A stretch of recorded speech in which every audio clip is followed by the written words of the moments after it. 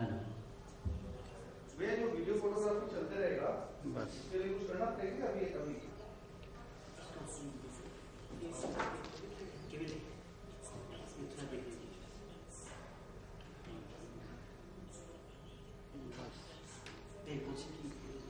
New challenges.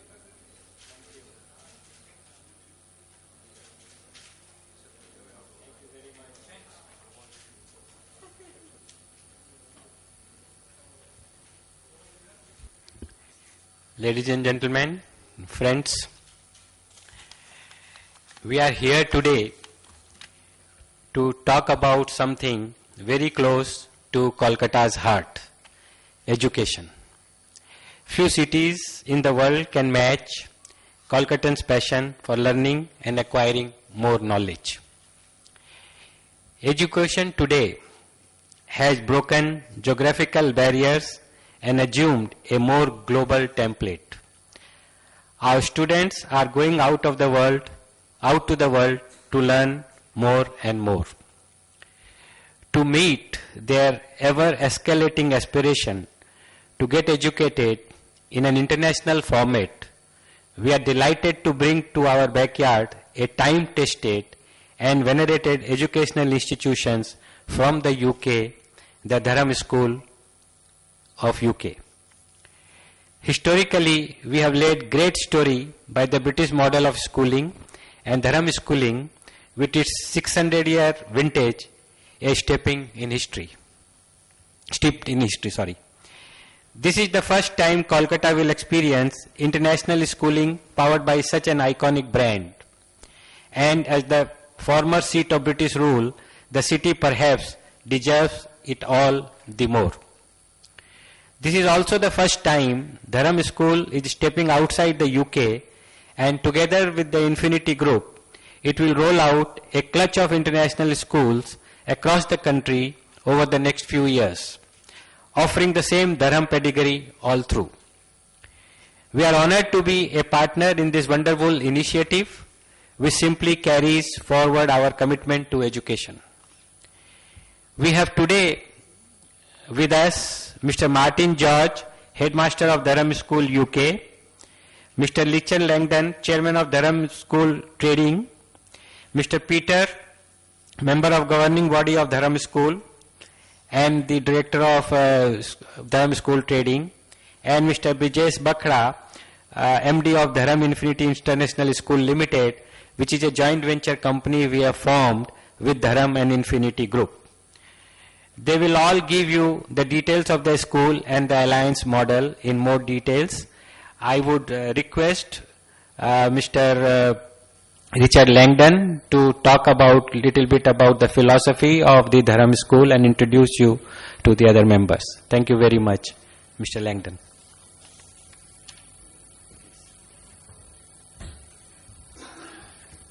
Good afternoon. When I started out in education, you look at me and wonder how long ago it was, but I was given a slate and a piece of chalk at school, and now we have these things, so life has moved on. With education, as in everything in life, you have to have a vision. Without that vision, you're never going to succeed. So you get the ideal of the vision, and then you think of how I'm going to work that vision to make it a success. You have all the positives, you look at all the problems, and you get round those problems to develop this. Durham School has been in existence for nearly 600 years. I've been involved for a long time, but not the full 600 years. We have in all that time been developing and producing outstanding people from the school, providing a wonderful education for them to make them excellent members of society. We've felt that now, as we're in the 21st century, it's time we extended what we've been able to achieve and give the benefit of that to other places and other countries, and in particular here. There's a need for education, there's a need for our people to be well educated and be self-confident. So we had that vision. It also transpires that, unbeknown to us, Ravindra had the same vision. He felt that here there was a shortage of well-educated children that businesses and industry really needed. And not only businesses and industry, but society generally. It needs people who have an understanding of life and humanity, who can give back into society an awful lot. They need to be properly educated. So in two parts of the world you had two places, both with the same vision. By sheer good luck and good fortune, Martin George was introduced to Ravindra. That vision became the vision of one organisation, which is what we are now. And what we've come together today is to actually realise that vision, and that's what we are intent on achieving. More educational stuff I'll leave to Martin George, who is the headmaster of Durham School, sitting there looking very enthusiastic about what he's going to tell you.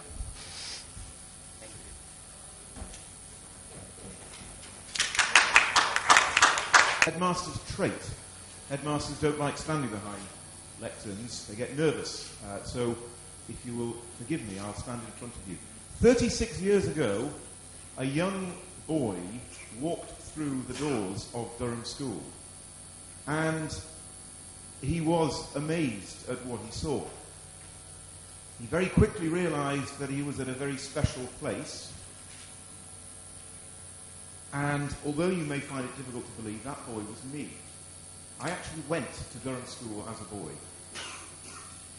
And alongside all the things that I learned, my maths and my science and my history and how to play rugby and how to row, what I learned, what I took away from Durham School, and what Durham School is about, was a sense of belonging to something that was far greater than simply the 5 years of my education. So for us, for those of us involved in Durham School, the opportunity to take that outstanding model of educating young men and women to other parts of the world is one which is right at the heart of what we are about.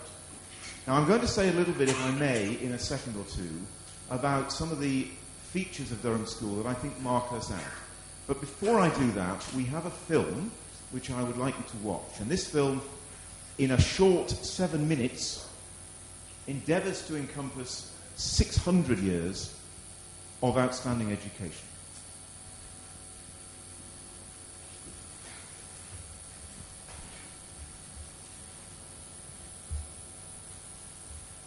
Tradition with the best of modern teaching. Its beautiful and extensive grounds offer the pupils a vast range of activities to develop, while in the classroom the students are pushed hard to exceed their academic potential. Today, Durham School is led by Headmaster Martin George, himself a former pupil. It's very easy these days to think that all that school is about is getting A-levels and moving on to university. But evidence from research at universities and with employers makes it ever more clear that what people feel is missing is this sense of being part of a community, this sense of understanding their place in the world, this sense of developing their creative and spiritual as well as emotional intelligence. The school aims to ensure that all students achieve the best possible results, and for most, this means going on to the higher education. But more importantly, Durham School places equal emphasis on giving its students a sense of belonging to something special. A caring community where creativity, fascination and emotional maturity develop alongside academic and physical achievement. Outside the classroom, pupils benefit from an enormous range of extracurricular activities, giving each child the opportunity to try out new challenges, such as a variety of sports, combined cadet force, music, choir or drama.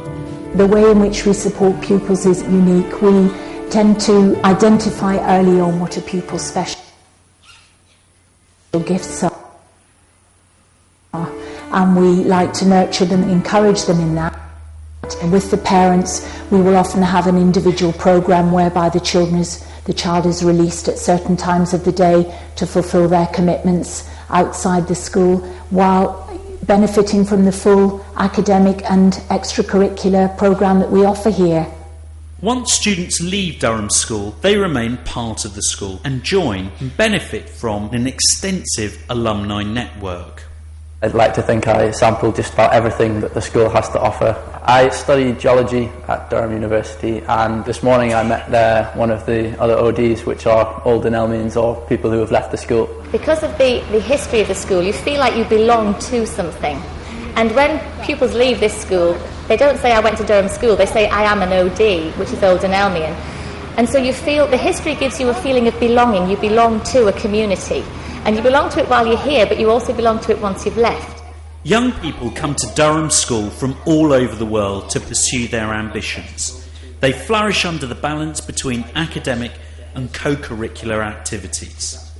The school is able to push you, and although we do a lot of extracurricular activities, we're able to also study really hard, and the time set aside to work hard during the day. A cornerstone of Durham School's success is the house system, which differs to many other schools.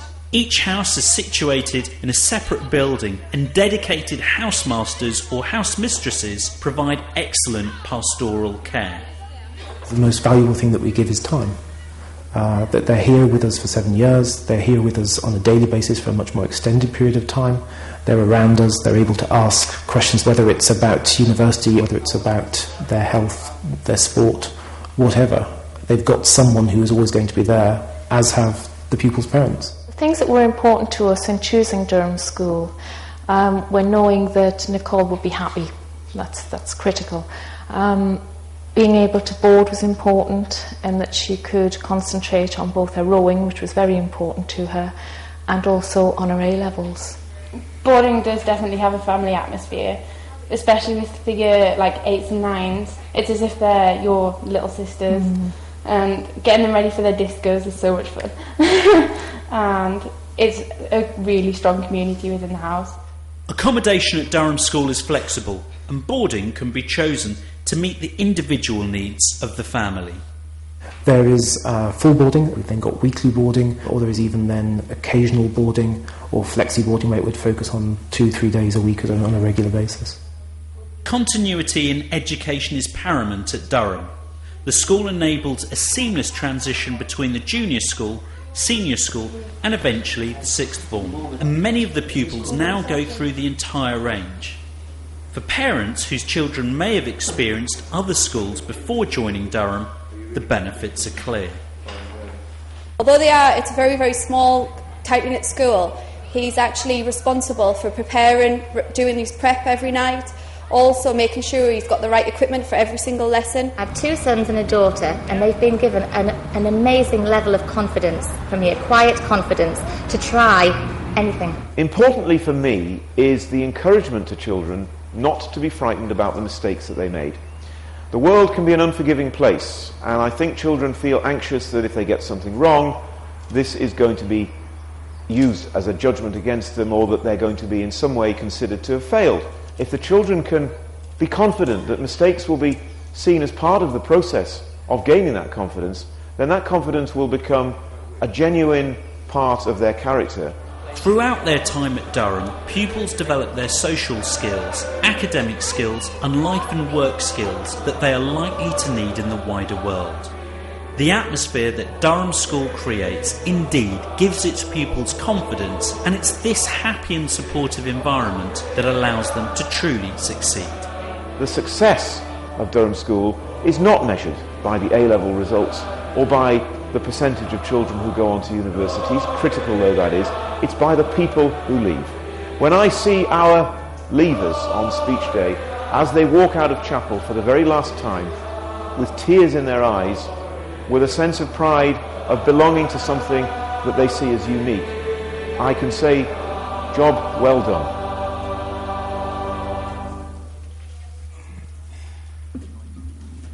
That from that film you gained something of a flavour for what makes Durham School so special.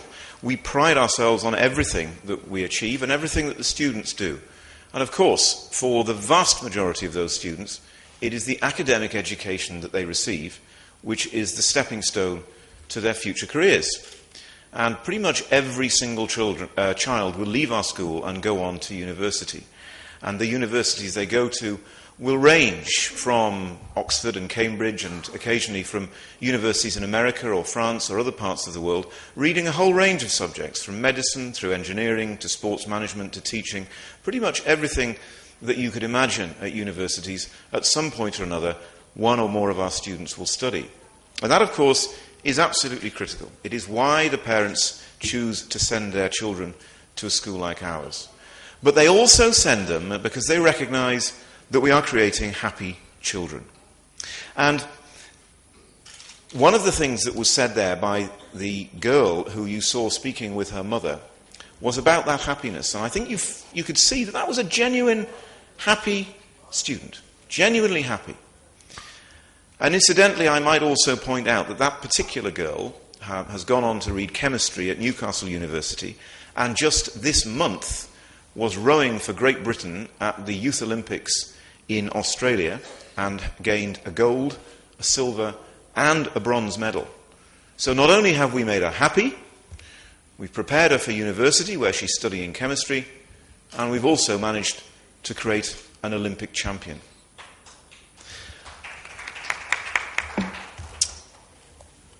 I'm often asked by parents, what is it that is so special about Durham School? And it's really quite difficult to define it. But the one thing above all that stands out to me is happiness. The happiness that you see on a daily basis at the school is something that allows the children to achieve. Through happy children come successful children. So all of this is essentially the reason why we have entered into this exciting and, I believe, visionary and unique relationship with Infinity and with Mr. Chamaria. I met Mr. Chamaria for the first time last year, and I have to say that I felt an instant connection, that coming from two completely different experiences, we had met. And we had met in that fundamental place that touches the very heart of the human spirit. And that is about preparing our children for the world that they are going to inherit from us. And we have a great responsibility to ensure that the preparation that they receive is the best possible one it can be. I'm extraordinarily proud of the school I've got. I know that it's an outstanding school, and I don't want it just to stay in Durham. I want it to go out and deliver the same outstanding quality of education into anywhere that needs it. And for that, we need partnership. If you will indulge me finally, I want to read you a poem, or at least part of a poem. In 1914, a young man by the name of William Noel Hodgson was at university. He was at university in Oxford. He had left Durham School and was going to pursue a career which probably would finally have taken him to become a minister of the Church of England. Unfortunately, the First World War got in the way of his plans. And so, like a generation of young men at that time, he found himself in the trenches of northern France. And he decided to write poetry. He had been a classical scholar at school and had a way with words. And the poetry to him was a means of relieving the horror and the stress of war. And if you'll allow me to read to you two verses of two separate poems. The first, a poem called The Hungry Heart, which he wrote in September 1914. Your youth, and what was youth? Some buildings of grey stone and a broad field, with trees about it, laughter, friends, and health. What more than that? The buildings he's talking about? Durham School. The broad field? The playground where he played rugby. And the friends were those boys he was at school with, many of whom sadly lost their lives in the First World War. And finally, a verse from a poem he wrote on the 29th of June 1916, which was just 24 hours before the Battle of the Somme in which he took part. This was his last poem, and this is the final verse of that poem. I, that on my familiar hill saw with uncomprehending eyes 100 of thy sunsets spill their fresh and sanguine sacrifice, ere the sun swings his noonday sword, must say goodbye to all of this. By all delights that I shall miss, help me to die, O Lord. 24 hours later, Hodgson was killed in the Battle of the Somme. The hill that he refers to in that poem was the same hill upon which today stands our school chapel.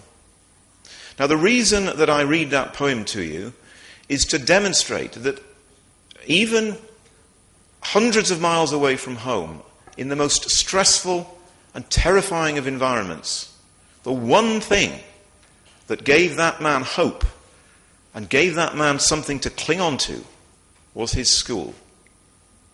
And for children today, schooling does not stop at Durham School when they leave. They will be successful. They will be happy. They will be achieving. They will be aspirational. And they will know that for the rest of their lives they will belong to the outstanding school that is Durham School. And if we can do that, if we can recreate that in India, in other parts of the world, then we will be doing something amazing. Thank you all very much. You have heard from Durham School management that what school stands for and what they do there. And now I would request introduce Mr. Brijesh Bakra, who is my partner and also the MD of the newly formed company, which is called Durham Infinity International School. And what are our plans, how we will roll out. We want to do many schools in India and also abroad. Let me tell you, we are doing one education city in Bhutan, which is now a reality. We have got the land from the government, and it's a 1,000-acre education city where we are bringing a lot of international education institution, and we are committed to bring one Durham school there. So that is the first commitment we have to Durham, to start a school in Bhutan, and then of course we are looking at various places. I would request Mr. Bakra to make some presentation.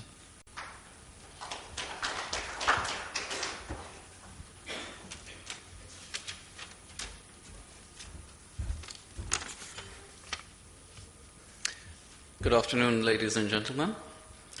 I wanted to take just a few moments to talk about the expansion plans we have for Durham School. Our aim is to open schools in locations around the world. In India, we plan to open a number of Durham schools across the country. So, how will we do this? Firstly, we will be following a franchise model, whereby we will work with partners that are on the ground and that really understand the local market. Once a specific location has been identified, we will work with the partner at every stage, be that from the design of the school buildings and the sports facilities, the recruitment of the headmaster and other key staff, the appointment of the board governors, setting up the curriculum, and of course the training of teachers. Once open, there will obviously be ongoing support provided, and importantly, there will be regular visits to ensure that every new Durham school that is opened continues to uphold the high quality standards that are expected of a Durham school. The first phase of the international expansion is very much focused in India, and that's obvious with the association with Infinity Group. In fact, I'm very pleased that we've already started to receive much serious interest. And the team has just concluded a series of site visits across the country to assess potential school locations. We're very excited about the future, and look forward to announcing more Durham schools now to open in India. Thank you very much, and I will now hand over to Peter.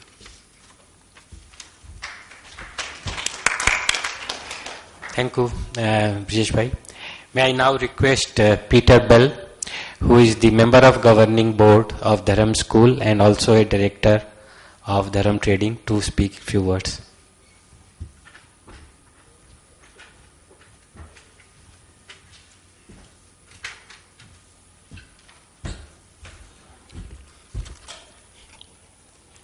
Ladies and gentlemen, it is always a pleasure and a delight and a thrilling challenge to speak last.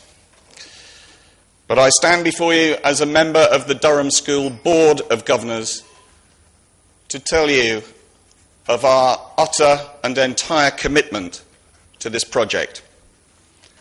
We have been involved for the last 14 months in discussions with Infinity, and we are excited and enthused beyond belief at what we believe can be achieved. We believe it will result in world-class education as we endeavour to produce a joyful mixture of tradition, as our headmaster has explained, tradition and ambition.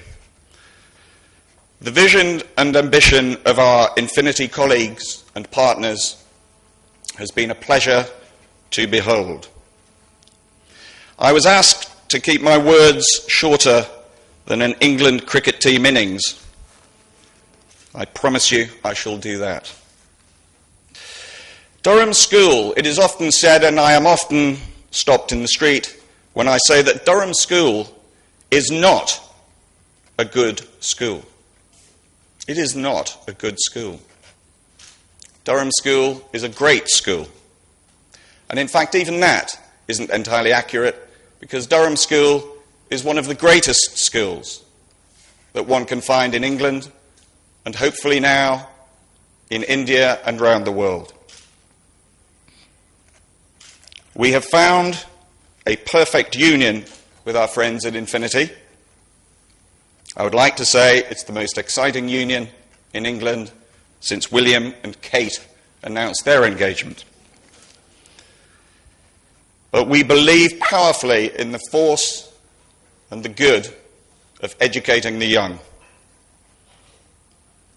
So finally, again, I would like to thank not only our hosts, Infinity, but also the people of Calcutta who have welcomed us with open arms, and all those that we have met in the last hectic 3 or 4 days. I'd like to thank you, and we look forward to seeing you again. Thank you.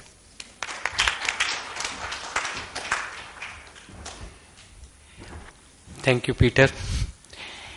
Let me now introduce you Colonel Nick Millen, who is sitting in the audience and who is part of Durham School, and especially his responsibility will be the international development, and he is the man who will drive the rollout plans all over the country and outside UK. So just wanted to introduce it to him. Gentlemen, now we will have some time for question and answer. Anybody has any question can raise the hands and ask the question. Please. Just please give the mic here. It's not okay. Hello?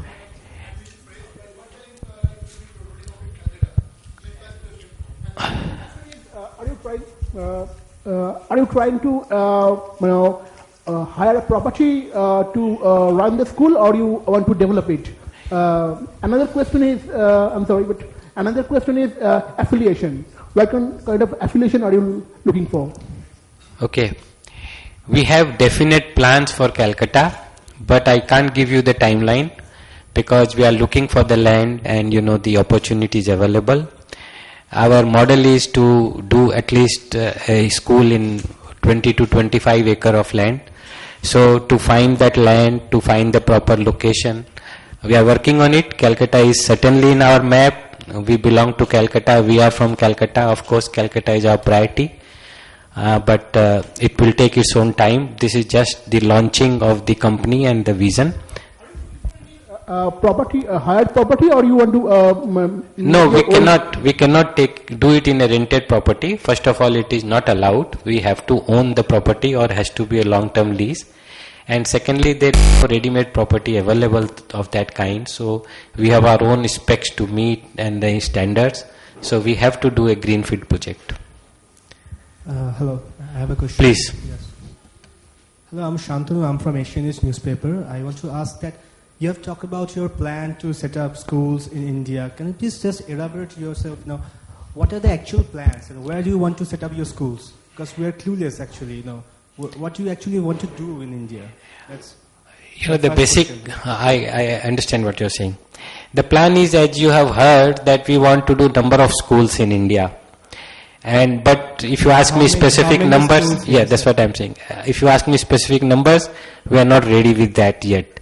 We have seen we have seen a lot of sites. We have seen in Bangalore, Goa, Jaipur, Hyderabad, Lavasa. Many places we are looking at it. There are many people who are interested in partnering with us. There are many people who want to do their own school, and Durham will come and manage it.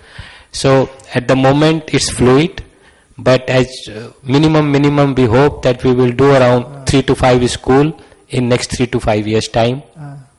Yes, so please. What is the investment actually? Can you just tell us the? Again, the investment differs from location to location, and in what phase you start. It can done in 1 phase, 2 phase, 3 phase. But ultimately we are looking for around 100 crore rupees a school, ultimately fully matured. So are you in talk with any state government schools or any universities in India, whether you can collaborate with and start the process? No, we don't need to talk to university, nor we need to talk to some state boards. So what we are doing is that we are first looking for sites, partners, who wants to run with us, and then of course depending on what course to run, we will collaborate accordingly. Sir, this company which you have formed, yes, does Durham School, do they own any equity stake in that company? Yes, they will. They are 50% partner, and Durham School comes with a 50% partner. They have a company called Durham School Trading. So that trading company, because they do international things, so they will become they are become 50% partner, and we have 50% partner between Infinity and Mr. Bakra. So what is your seed capital to feed your expansion needs in the coming 5 years? No, at the moment it's a very small capital, but it is requirement based. Whatever will be required will be put into. What is the minimum, if you can? That's nothing. Just a small company token. So I heard. You guys have been visiting sites. Yes. So which are the other states probably in India where you have been visiting? As I told you, we have seen Bangalore, we have seen Goa, we have seen Hyderabad, we have seen Jaipur, we have seen Lavasa, we have seen some sites in Calcutta. So in the next, as you said, 3 to 5 schools in the next 5 years, probably. 3 to 5 years. That's the minimum. It can be more. So out of these places, you're planning to spend close to 100 crore a school. Yeah, but it's not necessarily that we will invest. There can be some investor, there can be some other people. We can only give the franchise also. So depending on how the model works. Would it be like some private equity companies can also invest? No, not private equity, not at this juncture. It will, because schools has to be non-profit. So there is no private equity involved into this. And even Durham, they are here to run schools. The prime motive is not to make profit. They will, of course, there will be some profit, but the prime motive is education. After all, it's a joint venture company, so you guys must be looking for some profit. Yeah, that company is there, but if you do the school, by law, the school has to be non-profit. But the company can make some franchise fees, which will be very small. And the students will get certificates from which affiliation actually? The certificates... affiliation will be from... Maybe Mr. Martin can... Yes, I can answer that. Clearly, one of the primary motives for these schools will be to educate students who will almost exclusively be aiming for higher education, university education. And so the likely route will be to use the International Baccalaureate. It doesn't necessarily mean that every school will. Each school may have its own particular needs. But the likelihood is that the International Baccalaureate will be the route that we would take. So what is the specialty of your school? There are other schools like this. So what do you exactly have to offer to the students of India? Okay. I think the education that we're providing is, we know, is outstanding, and it's based upon the sense in which the academic success that a child has is multiplied by the community that they're a part of, and by the particular attention to their own needs. So we have a very small ratio of staff to pupils. On average, our school is a ratio of 1 member of staff to 10 pupils. Now, in some classes it might be more than that, in others it will be smaller. So if you, for example, were studying Latin in the 6th form, you might be in a class of 2 or 3. If you're studying history in the younger years, you might be in a class of 20. So one of the key factors in leading children through their education to be happy and successful is this attention, this personal attention. And so the small class sizes is fundamental to us. Alongside that, it's the opportunities, it's the range of opportunities that we offer in pretty much anything you care to mention. We have 35 different sports that we play competitively. We have music played to an extraordinarily high degree. We have drama performed on stages around the country. We have young scientists going off and winning competitions around the world. We have expeditions that go to places like Madagascar and Borneo and India and Tanzania and Ecuador and Vietnam. We have students taking part in debating exercises. We have students going off to represent their country in singing competitions. We have pupils going off to Parliament to spend time working with members of Parliament down there. We have students working in the local community, helping to deliver education, helping to deliver meals to old people, helping with animals, helping with economically and socially deprived areas, helping with environmental projects. We have children who spend time in art, producing amazing pieces of art. Now, you can quite rightly say, well, don't all schools do that? And I'm sure that there are lots of good schools that would aim to do all those sorts of things. What we do is ensure that every single student will find, not may, will find the thing that will make them successful. Because we can spend so much time with each one. So how many students can study in a single school? Yes. It will depend on the size of the land. It will depend on the nature of the school, if it's full boarding or if it's day. But we're aiming to have schools that will cater for between 7 and 1,100 children, depending on whether they have a junior school. But that's very flexible. It will depend on the location, it will depend on the partners, it will depend upon the market, and it will be based on organic growth. We don't pretend or expect that a school will go from 0 to 1,200 pupils in one day. So how many schools do you want to set up in India, if you can tell us? How many schools? Actually, just give us some facts and data. As I said, that the plan is to roll out 3 to 5 schools in next 3 to 5 years, but it can be more, depending on the interest of other people and investors. For the allocation of land, have you talked with the West Bengal state government? No, we are not talking to the government as yet. We are looking for the private land.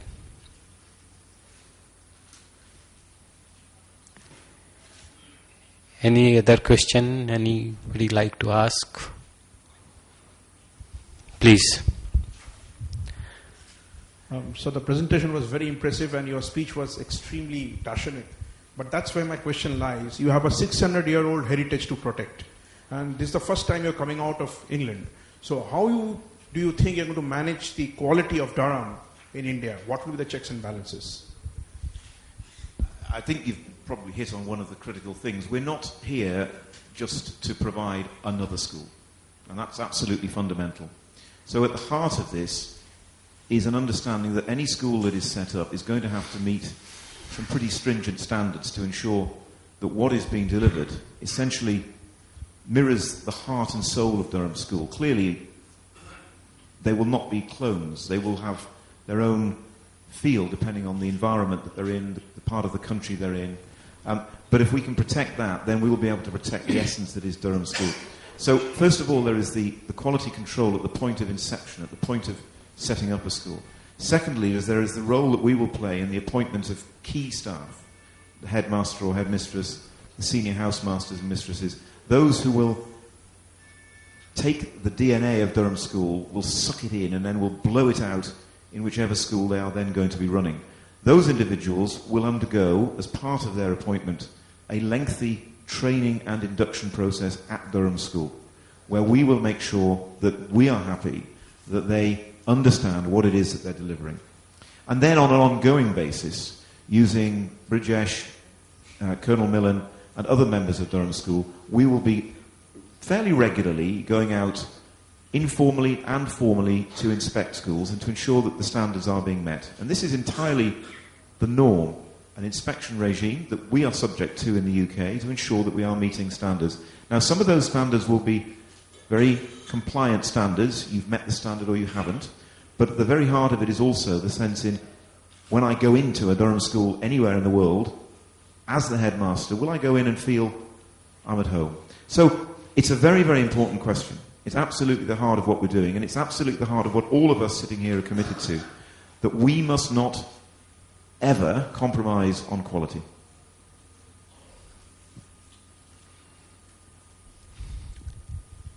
Anybody else? Any question, please?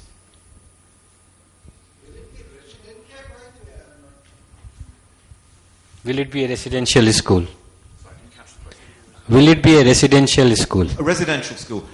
It could indeed be residential, and certainly the expectation is that in the first school or few schools, the likelihood is that it will be predominantly residential. But that doesn't mean that it couldn't also be day, either a mix of boarders and day students, or it may be that the opportunity arises where it is entirely a day school. The essence of Durham School is not simply in its boarding, although that's absolutely fundamental to us. You can have the ethos of Durham School in a day model, but certainly the expectation is that boarding will be very much the norm. Yes, please. Foreign direct investment into education in India, since it was allowed in 2000, my question goes to the Durham representatives here, has not been too impressive, since it was allowed 10 years, 12 years back. So, what is your reading, since you have, entered the sector now, the Indian geography? What is the reason, and if there's an, renewed interest, if that is, evitable, so what is the reason for that, and what is your logic or reason for entering India at this point of time? Would you like to? Because the FDI has not picked up to that extent. Is this working? Yes. The logical reason is simply because Infinity and Durham had the same vision, and we were looking to develop what we've got in other countries. India appealed tremendously, and of course with Infinity being here, it has that attraction, and it felt it was a natural place to do it and to develop it. We felt there was a need, and we could transport what we've got and what we can do into a different environment, and Infinity rapidly became a natural partner in this. It was just instinctive and logical that here is the right place to do it.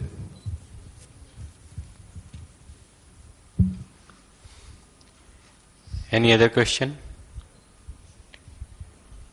You're looking very much like one of the classes I teach, trying to get questions out of people. Maybe a sign of a good lesson. Good. Thank you very much. Thank you very much for coming. I thank you, the Durham team, to come all the way and attend to this program. We really look forward to a very, very strong and fruitful partnership. The whole idea, as you have heard, that it is more education than profit. We hope that we start with 3-5 schools, but we really increase the numbers. Thanks all of you for coming and taking part in this. I would request you to join us for the tea. Thank you very much once again. Thank you.